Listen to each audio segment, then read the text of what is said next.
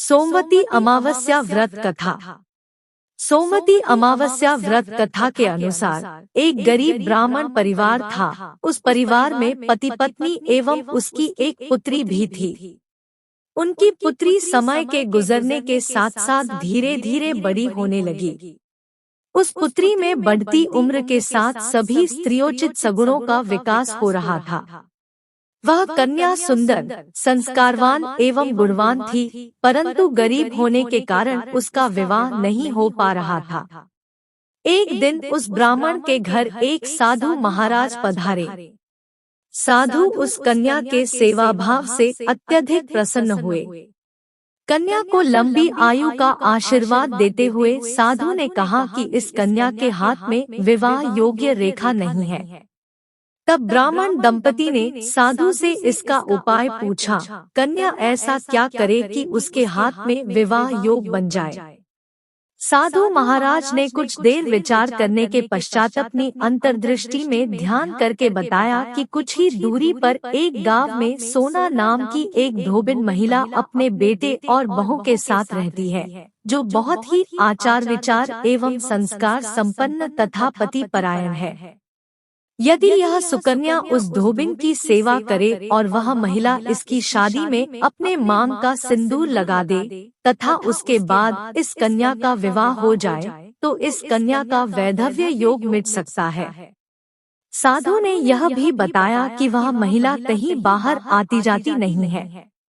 यह बात सुनकर ब्राह्मणी ने अपनी बेटी से धोबिन की सेवा करने का प्रस्ताव रखा। अगले दिन से ही कन्या प्रातः काल ही उठकर सोना धोबिन के घर जाकर साफ सफाई एवं अन्य सारे कार्य करके अपने घर वापस आने लगी। एक दिन सोना धोबिन अपनी बहू से पूछती है कि तुम तो सुबह ही उठकर सारे काम कर लेती हो और पता भी नहीं चलता। बहू ने कहा, माँ जी, मैंने तो सोचा कि आप ही सुबह उठकर सारे काम खुद ही खत्म कर लेती है। मैं तो देर से उठती हूँ। यह सब जानकर दोनों सास बहू घर की निगरानी करने लगी कि कौन है जो सुबह ही घर का सारा काम करके चला जाता है। कई दिनों के बाद धोबिन ने देखा कि एक कन्या मुंह ढके अंधेरे में घर में आती है और सारे काम करने के बाद चली जाती है। जब वह जाने लगी तो सोना धोबिन उसके पैरों पर गिर पड़ी, पूछने लगी कि आप कौन हैं और इस तरह छुपकर मेरे घर की चाकरी क्यों करती हैं। तब कन्या ने साधु द्वारा कही गई सारी बात बताई। मित्रों, कहानी अच्छी लगी हो तो लाइक शेयर सब्सक्राइब अवश्य करें। धन्यवाद। अब आगे। सोना धोबिन पति परायण थी, आता उसमें तेज था। वह तैयार हो गई। सोना धोबिन के पति थोड़ा अस्वस्थ थे। उसने अपनी बहू से अपने लौट आने तक घर पर ही रहने को कहा।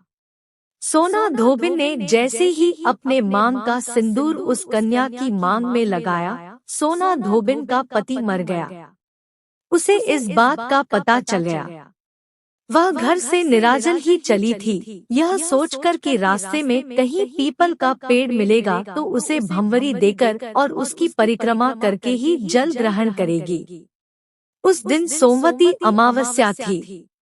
ब्राह्मण के घर मिले पुए पकवान की जगह उसने ईंट के टुकड़ों से 108 बार भंवरी देकर 108 बार पीपल के पेड़ की परिक्रमा की और उसके बाद जल ग्रहण किया। ऐसा करते ही उसके पति के मृत शरीर में वापस जान आ गई। धोबिन का पति फिर से जीवित हो उठा। इसीलिए सोमवती अमावस्या के दिन से शुरू करके जो व्यक्ति हर अमावस्या के दिन भंवरी देता है, उसके सुख और सौभाग्य में वृद्धि होती है। पीपल के पेड़ में सभी देवों का वास होता है। आता जो व्यक्ति हर अमावस्या को न कर सके, वह सोमवार को पड़ने वाली अमावस्या के दिन 108 वस्तुओं की भंवरी देकर सोना धोबिन और गौरी गणेश का पूजन करता है, उसे अखंड सौभाग्य की प्राप्ति होती है। ऐसी प्रचलित परंपरा है कि पहली सोमवती अमावस्या के दिन धान, पान, हल्दी, सिंदूर और सुपारी की भंवरी दी जाती है। उसके बाद की सोमवती अमावस्या को अपने सामर्थ्य के हिसाब से फल, मिठाई, सुहाग सामग्री, खाने की सामग्री इत्यादि की भंवरी दी जाती है और फिर भंवरी पर चढ़ाया गया सामान किसी सुपात्र ब्राह्मण, ननंद या भांजे को दिया जा सकता है। मित्रों, कहानी अच्छी लगी हो तो लाइक शेयर सब्सक्राइब अवश्य करें। धन्यवाद।